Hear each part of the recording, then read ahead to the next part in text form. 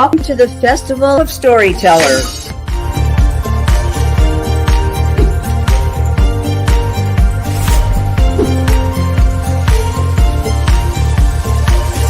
I thank everybody that's involved with this process because we know writers need readers and writers need publishers.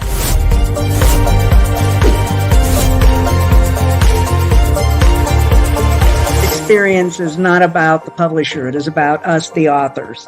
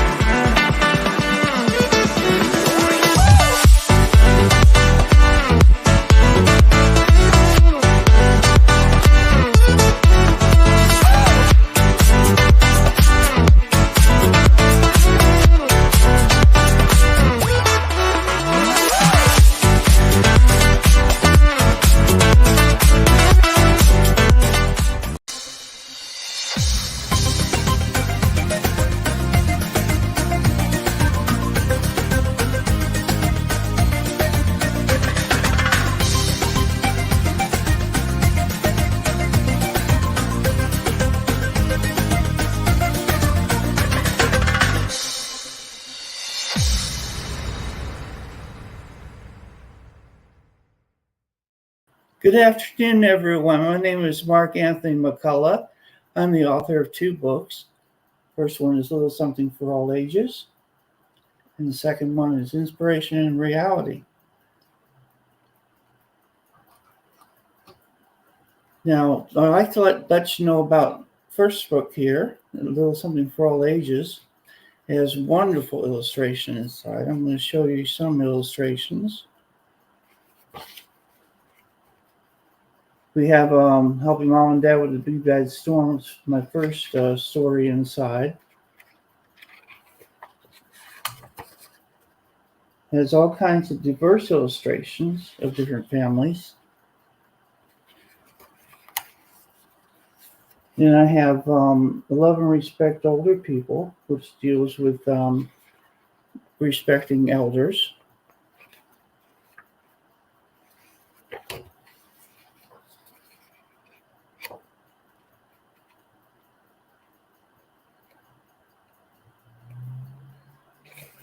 And I also have a story of Taming of the Deer, which deals with a little lighthearted story about Christmas and Santa Claus and the reindeer out in the forest. What I'd like to do is read the first story to you. It's Helping Mom and Dad with the Big Bad Storm. In June through November, it's easy to remember when we have big bad storms. Sometimes we are lucky and they don't come, but sometimes they do. When one comes, this is what Mom and Dad will ask of you. Dad needs you to help by holding the nails and give them for his task. He is using his hammer and putting up wooden covers so the big bad storm won't break the glass. If you have any questions, just ask.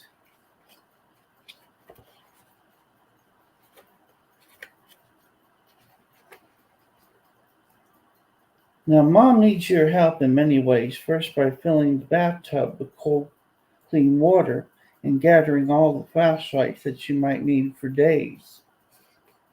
When Mom and Dad go to the store, it's what they need. Batteries, radio, items for the grill. It's like camping now. That's a thrill.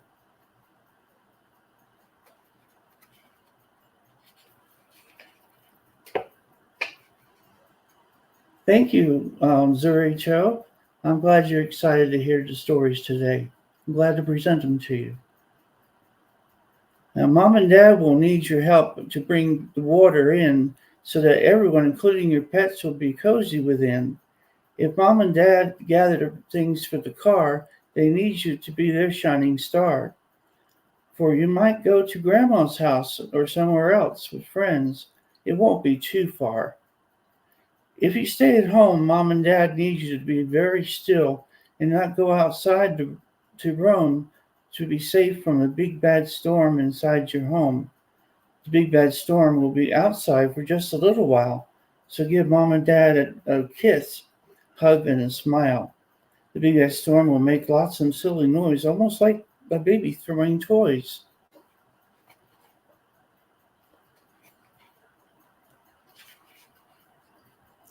Now you can tell the big bad storm to go away, and then in a short time it will. Now if you need to go with mom and dad deep inside the house, they will do a little flashlight show with a dog, butterfly, and a mouse. Now we have Cecilia W. McCullogh. Oh, another poetry session. I just attended Sharon C. McCullogh earlier. Wonderful. I'm glad you're here with me today. Now, if you get sleepy, it's okay to do, for mom and dad are safe with you. When this big bad storm disappears and has gone away, it will be a happy day. Things will look a little different when it's safe for you to go out and play. You're a great little helper for mom and dad today, for they love you, for you chased the big bad storm away. Of course, it shows the illustration of the car and have different things about the house. Janet H. Abrams, you did the illustration in your book.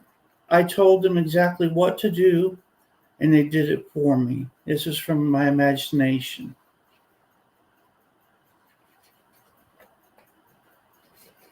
Now, the next story, as you can see with the elderly lady, is love and respect older people.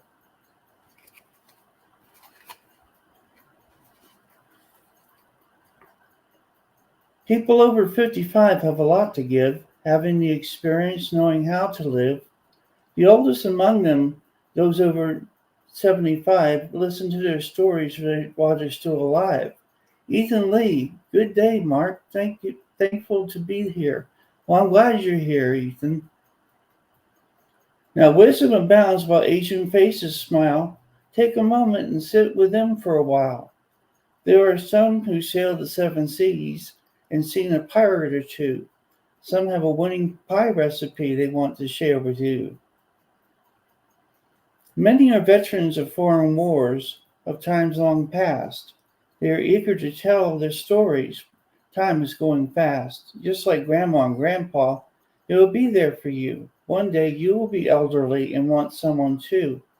Love and respect older people. Make them a friend today. Visit a nursing home. Activity director will let you lead the way. Lots of ways to be a friend to anyone you meet. Remember to be considerate, kind, and sweet.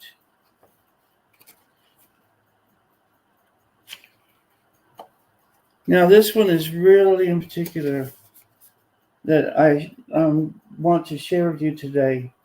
And this is definitely like with forest fires or the fires that have been happening recently across the country. It's entitled Fire is Not a Friend. Fire is for adult supervision, for heating and for cooking. Fire is for you an object just for looking. Fire can burn your skin and make you hurt all over from end to end. Fire is not an enemy when used just right, but when it's not, fire is not a friend. Fire carelessly set can burn a forest floor. Fire spreads for many miles, hurting animals we adore. Fire makes us lose our home somewhere else we have to spend. Fire is not a friend. Betty D. Miller, could you please tell us more about your style of poetry? I find poetry to be a flowing type of entity. Prose, I like prose, but for me, I like things that flow. I like things that have energy. That's just my style of poetry. Now, fire comes from matches and lighters, so please don't play. Fire from them goes out of control and ruins your and others' day. Fire puts people in jail at the very end, so fire is not a friend.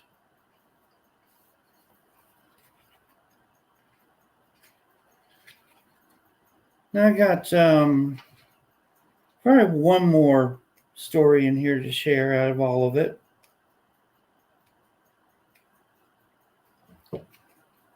It's called Taming of the Deer. And you see the illustration here that I showed you earlier. It's a little educational one. It shows more of about the nomads up in the far Arctic. Oh, from Zurich Cho. Nice illustration and very educational for children. Well, thank you very much for that. That's what it's intended for. And it's a really needed book for that. So children can learn, and especially for the younger children. The Taming of the Deer. Nothing more sincere than taming of deer, at least to the natives of the far north near Santa Claus.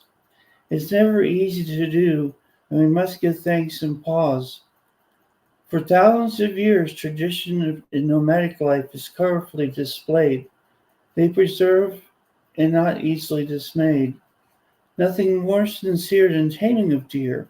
The ropes, clicks, and whistles capturing young bucks, thinning of herds. Communication is key, independence of certain words and sounds. Risk is involved, taming of life abounds. Never a thrill of a kill, nor a sound of hound. They only put down what they need. A minimum of survival indeed. Nothing more sincere than taming of deer, when Santa comes to adopt and choose. Either wild or tame, it is the same, and with all nature you can't lose. When you see deer grazing, do take pause. There are only two who care for the most, the great Creator above and dear old Santa Claus. Nothing more sincere than taming a deer. Just ask Dasher, Dancer, Prancer, Vixen, Comet, Cupid, Donner, and Blitzen. And that's in this book, Little Something of All Ages. Ethan Lee. With all that's happening around the world, it's good sometimes to sit down and read a good old rhyme poetry. This reminds me of my childhood. Thank you, Mark. Well, you're quite welcome, Ethan. Now we're going to go to a book that I wrote for, this is an adult level book, Inspiration and Reality, stories written in poetry to inspire and inform. This is gearing down more now to the adult level. Chad Warren, how did your book come into being? Well, if you're considering for both of them, Inspiration and Reality came into being simply for inspiration for children. I figured it needed for an education for children. Now, for Inspiration and Reality, these are different stories of history as well as current events.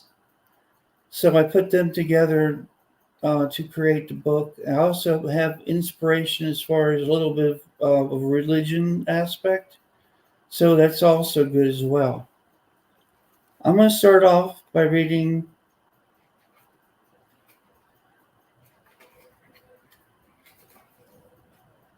perhaps the second page into the book.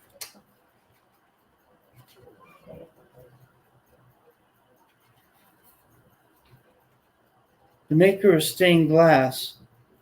This is my friend Ralph. He passed away some time ago, but he spent 7 years creating stained glass for a church, and they're really nice stained glass. You can walk in and you just see the handiwork he did. I mean, huge stained glass in this church. Whether shown through sunbeams or inside a night with lighted glow, 7 years in the making by a modest and kindred soul who worshiped with talent that only God could bestow. There once was a church in Pensacola, Florida, that gave all eyes a show. Sometimes it was hard to listen to a sermon when surrounded by such inspirational beauty. It's perfect, I know, its flaws, this talented maker of stained glass once said to me. In thought, it reminds us of a greatest maker of stained glass who sent the greatest and most perfect mosaic to be shattered at Calvary. God Almighty, Lord of hosts, rings out an angelic chorus. As loving pieces of God's infinite mosaic is laid out before us. A bright red cardinal in green fir tree sings pretty melody, or white snow cap on bright vistas as a testament for all of us to see, or the eyes of animals when lights flash directly in their eyes, to the sunsets and the sunrises and sunsets with partly cloudy skies, and the different hues of the ocean and sky with their shades of green and blue, and the enchanted yellow island flowers that bloom for you. 9 million souls born with beautiful colors and shapes, many flying above that partake of endless patches of woven landscapes. To be thankful to see the eyes of brown, black, green, blue, and hazel, the vast array of colorful mosaics priceless in God's high appraisal. Despite how we view the word stain in the stained glass and how it's perceived, just know to stay focused on the call, remembering the day you first believed. By faith and service, the mosaics of our lives, of God's who makes no mistakes. Please feel inspired by viewing others as windows, and so that's what it takes. For God, the maker of stained glass, spent time to help you shimmer and shine. And now it's time to love one another and all creatures that ask of Christ divine. Eleanor Lavelle, I like that your poetry is diverse. What topics are the closest to your heart? Topics that closest to me would probably be love and kindness. That's the poetry that I really love. And now it's time to love one another and all creatures ask of Christ divine. Just as sure as we are here and we go to work and school and play, always be mindful of those less fortunate in our lives today. Yes, there was such a church with stained glass that gave us our eyes a show until Hurricane Ivan came. And that's the hurricane that came through. Until Hurricane Ivan came now, the display was no more. Dury Harper, as a first-time collector of writings, what was your experience like in compiling and sharing these poems with readers? Well, the first time of collection of writings, my experience in compiling and sharing these poems with readers, it was probably from reading different people's writings that gave me an inspiration with that. I have a whole shelf full of books next to me that gave me the inspiration. I derived from different writers over the years, and learning from them, I learned from myself, from my heart as well, that gave me the experience. I believe if you don't learn from others, you don't learn from yourself. And that's how you get your inspiration from others. If you don't see what others do, you don't learn from yourself as well. And I think that's a combination. And that's the way I see it. But there was, we're going to go ahead and finish the poem. Until Hurricane Ivan came, now the display is no more. It took 7 years to make these, Ralph did say, and it's a miracle, but one did blow away. All but one did blow away. And now they're all neatly stored waiting for their day. Now, about these windows, they are neatly stored away in the new church they created. The church was destroyed, by the way. These windows are neatly stored away, and they will be put up again one day. And all of them but one did blow away. And that's what made it a very interesting poem, I believe. Now, I'm going to go and see what else we can do that's a little bit more of a less religious realm. Everyone has their value in their disabilities is another poem I wrote. Ethan Lee, that's really brilliant. If you don't learn from others, you don't learn for yourself. It's true, Ethan. It really is true. Everyone has value in their disabilities. The difference between you and me is that I have a disability. I might not be able to do things like you do. I just do them differently than you. I have prosthetic legs that walk with ease, and attachments that which I run as fast as breeze. I may be in a chair, and I may look old, but once the chair won me at bronze and gold. I have Down syndrome, but I have a bachelor's degree in the field of psychology. I am autistic. I am just me working in the aerospace industry. Disability is really the ability so dis to dis. It's largely invisible. Your mother, your brother, your cousin, or sis. It could be yourself one day. Maybe there's no difference after all, and it's better to say it that way. Everyone has value. They all have respect. Cherish them today. For you will miss them terribly, and they have passed away. Have patience and understanding in the least of these, my friend. For fair warning, if you love enough, this may be your end. Camilla Williams, there are any particular poems or themes that hold special significance for you? I would say the historical ones would be the thing. The historical ones, I have one in here about Emmett Till, and I wrote a poem about him on that. I won't share it today because it's a little lengthy, and it has a kind of a graphic part of it, which is, again, it's on the adult level, and it tells the full story.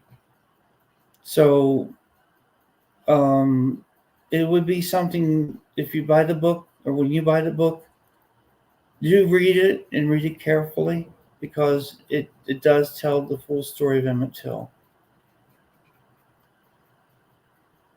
Now, I have another one that's really neat. It's called Go Forth and Be Awesome. Go forth and be awesome, my mug once displayed to me. Dorothy Williams, how do you ensure that each poem resonates with readers of different ages and backgrounds? I make sure that because of its diversity, that it resonates with readers of different backgrounds and ages.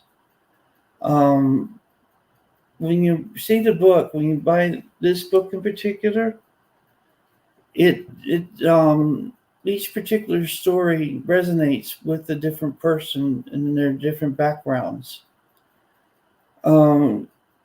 It goes from high school all the way up until the elderly ages in this particular one. Lorenzo Thomas, hi Mark, what is your favorite poem from your book? I would say Go Forth and Be Awesome. The one I'm starting to read is probably one of my favorites in the book. Go Forth and Be Awesome. My mug once displayed to me. My old mug and I drink for my morning coffee and evening tea. It is a rainbow, on it signifying a promise of a new day, of leaving yesterday's turmoil behind and starting a new pathway. You might have been taught one way and that's the only way, and found that it was not right. And now you wander aimlessly in darkness of night. Remember to focus the compass of light and still take you to that manger, that with him you will never find a stranger. In him there's always love, no fire and brimstone, no condemnation or hate. Peace to love yourself and love your fellow human and love him what is what we relate. You can be yourself and be free, and it does not harm another being. This Episcopal pathway is a fit for you, and worth seeing is worth seeing. And the old mug says, go forth and be awesome. I'm Episcopalian, by the way. And in my way, in the Episcopalian way, there's freedom. And this is a nice poem. It really hits me. It says, Zuri Cho. I'm glad it does. And it will hit a lot of people. And Judith Barton, any advice on young people who wish to venture into poetry? Yes, there is. Poetry is a gateway to freedom in my opinion. I found it as a solace. I started doing poetry full time just a few years ago. I'm 56. And after I retired from everything and went on disability, I needed a venue. I needed a way to focus. And I found that poetry was an open gateway for that for me. And it would be the same way for young people to get into poetry. Go to YouTube and look up poetry, and you'll find a wide, diverse way of doing poetry as well. Now, we have time to do, I would say, one more poem. The poem will be, I was alone. I was alone. I was down and out. My future and fate, there was some doubt. But a stranger came and touched my soul, and now I'm clean and I'm made whole. I was a stranger, and Jesus, precious Jesus, Son of God, the Son of God, he is a stranger no more. He is the one that I adore. He lifted me from stormy seas to the calm of the shore. My eyes on him as the angels sing. He is my trust. He is my everything. When my heart has beat his last beat, I shall worship Jesus at his glorious feet. And this is a chorus of a song that I would like for people to write someday. My eyes are on Jesus, precious Jesus, the Son of God. As the Son of God, he had made me to see forevermore. This is the one that I adore. He lifts me from the stormy seas to the calm of the shore. I was alone. Now, I also have the story of two pilots, and I'm going to tell you about it. I'm not going to read it, but did you know that there were two pilots that were launched in the Flight 93 that were going to take down Flight 93 before hitting the Pentagon? And there was a man and a woman, and they were destined to do kamikaze. And they were going to take down Flight 93 and crash with them.